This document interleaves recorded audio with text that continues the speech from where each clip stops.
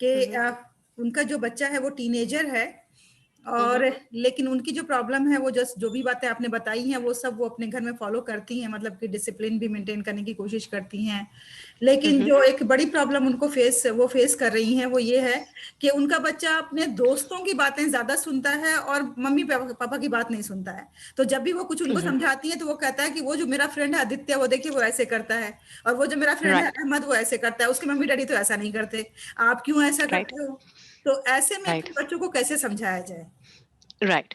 Now this is a very very common thing. I think it's not only your friend, I think it's the parent of every teenager who faces this. आप हिंदी में There comes समझा a रहे हैं उनको तो ज्यादा उनको अच्छी तरह समझ में आ okay, जाएगा। okay, ये जो एक बहुत ही ग्लोबल प्रॉब्लम है कि एक फेज आता है हमारे बच्चों के लाइफ में जिसमें उनके लिए उनके पीयर प्रेशर और उनके पीयर्स की जो ओपिनियंस होती हैं वो ज्यादा मैटर करने लगती हैं, जी पेरेंट्स से ज्यादा मैटर करने लगती हैं, इसलिए क्योंकि पेरेंट्स को तो उन्होंने बचपन से देखा होता है।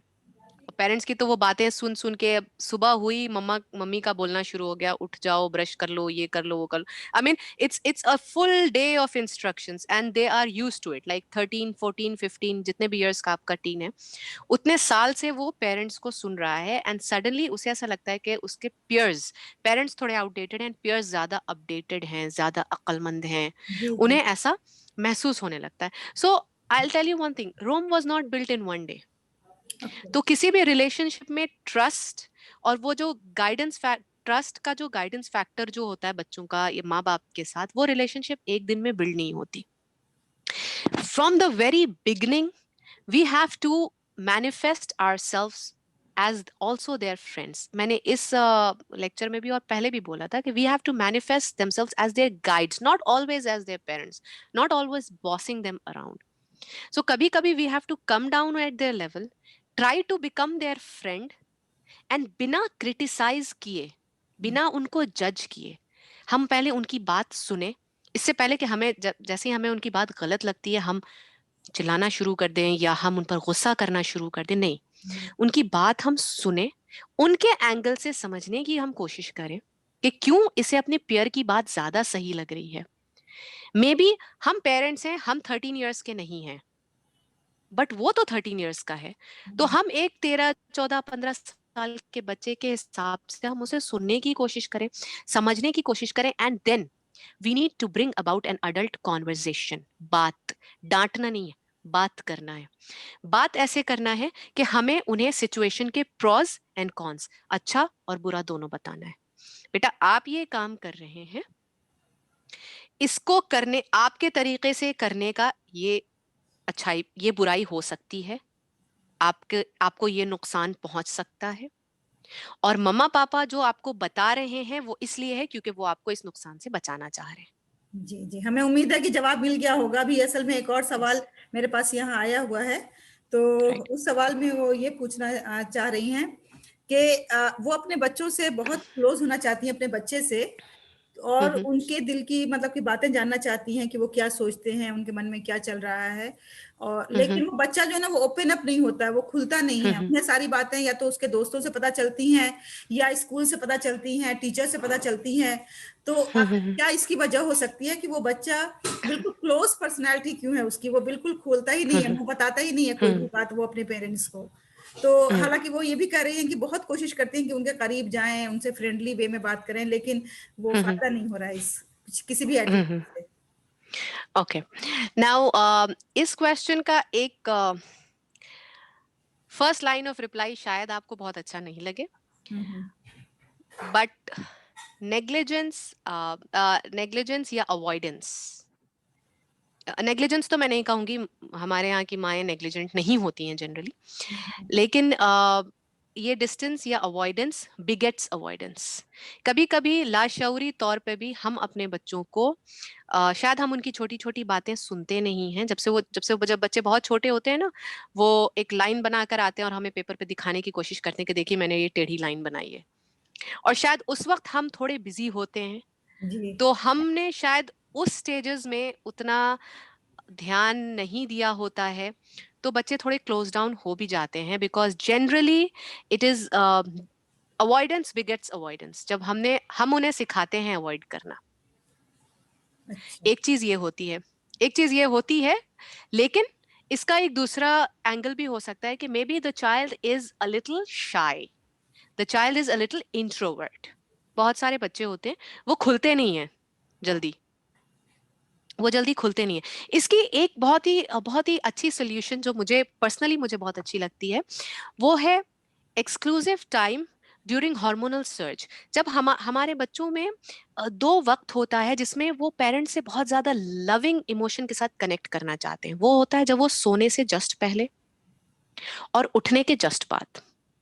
सोने से जस्ट पहले ये बहुत जरूरी है कि हम अपने बच्चों के साथ थोड़ी देर बिस्तर में उनके जाके लेटें, उसे हम एक्सक्लूसिव टाइम कहते हैं। उस एक्सक्लूसिव टाइम में हमारे पास हमारा मोबाइल नहीं, दूसरा कोई बच्चा नहीं और कोई जिम्मेदारी नहीं, सिर्फ हम अपने बच्चे के साथ 5-7 मिनट लेटा करें। और उसको टक इन टाइम भी बोल सकते हैं हम उनके साथ लेटें, एक ही चादर के अंदर लेटें और हम उनसे पूछें, उनसे बात करें, तुम्हारे दोस्त कौन है, तुम्हारे क्या हो रहा है स्कूल में, तुमने किस चीज में पार्टिसिपेट किया। तो धीरे धीरे धीरे धीरे जब हम उनको ये एक्सक्लूसिव टाइम देना शुरू करेंगे तो वो हमारी तरफ आना शुरू करेंगे, because believe me, they also want to find a friend in us, but sometimes they do not see that bridge. तो ये एक्सक्लूसिव टाइम देकर हमें उनको ये ब्रिज बनाकर दिखाना है कि ये तुम्हारा टाइम है जिसमें तुम हमसे खुल सकते हो, हमसे बातें कर सकते हो। जी जी, बहुत तो बहुत लेट्स शुक्रिया। ऑल जी try this exclusive time strategy जी। Where our kids are able to tell us, so that उन्हें जी, असल में यूँ हमारे होता है अलावा हमारे कोई साथ तरबियत ना कई करने। लोग जुड़ गए हैं और कई सारे सवाल आ गए हैं, इसलिए हम ज़रा कोशिश करेंगे कि ब्रीफली जल्दी-जल्दी सबको जवाब दे सकें। राइट। तो अभी हमारे साथ यहाँ पे हैं शमीम एजाज साहिबा। वो पूछ रही हैं कि बच्चों के अंदर हम वैल्यूज़, अच्छे वैल्यूज़ कैसे इंस्टिल कर सकते हैं?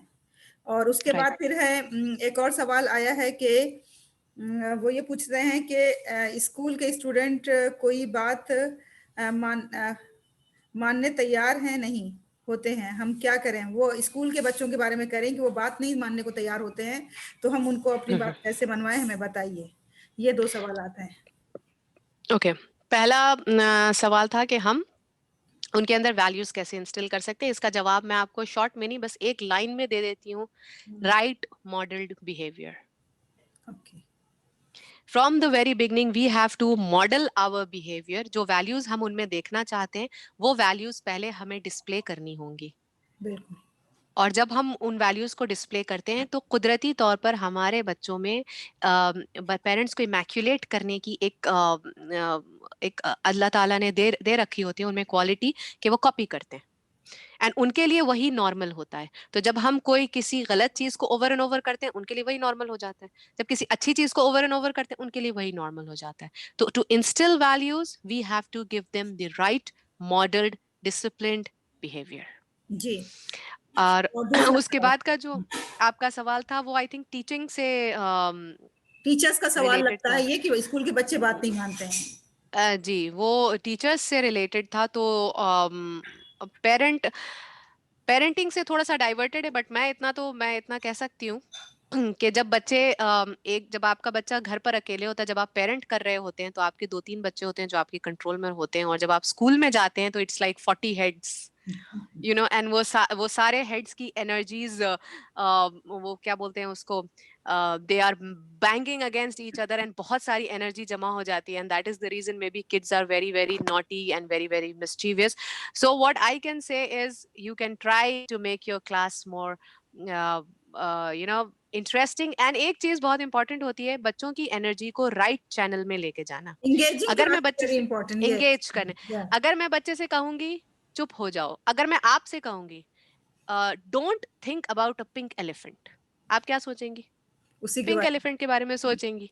तो अगर मैं बच्चे से सिर्फ ये कहती रहूंगी कि आप चुप हो जाइए, आप बैठ जाइए, आप चुप हो जाइए, आप बैठ जाइए, तो उससे नहीं होगा. We have to engage their energies in positive channels. That's true. एक और सवाल अभी आया है अभी अभी, और वो सवाल ये है कि आजकल चूंकि पेंडेमिक के दौरान सारी क्लासेस जो हैं वो फोन पे हो रही हैं, तो बच्चों को फोन का एडिक्शन हो गया है। So how to get rid of this addiction? Okay, this is not actually my rule. मैं कभी भी क्वेश्चन पर क्वेश्चन नहीं पूछती हूँ, बट आज मैं एक क्वेश्चन पूछना चाहती हूँ that have the mothers gotten rid of their addiction of mobiles? I mean, have we been able to get rid of this addiction? If it is yes, then I would say congratulations to them. कि अगर उन्होंने खुद अपना addiction खत्म कर लिया है तो वो अपने बच्चों पर कोशिश कर सकते हैं। इसका फिर से जवाब तो यही होगा कि आप अपने बच्चों को हाउस होल्ड चोर्स में, एक्टिविटीज में, इवन इफ अगर वो आपका लड़का है, उसके लिए भी बहुत जरूरी है कि आप उन्हें house hold chores and activities में इन्वॉल्व रखें, because kids have natural energies और वो उसे कहीं ना कहीं निकालेंगे। अगर उनके पास कोई काम नहीं है करने को तो वो स्क्रीन देखेंगे या वो लड़ेंगे कुछ इस तरह से। तो we need to keep them positively engaged. आप उन्हें पजल्स दे सकते हैं, आप उन्हें सुडोकू करा सकते हैं, आप उनको किसी न्यू लैंग्वेज की लर्निंग सिखा सकते हैं। So all these things that will keep their brain working, keep them interested, and also give them lesser and lesser time, screen time, because screen से addiction तो हम सबको है. So we have to find ways of channelizing our time and also our kids' time. Thank you very much.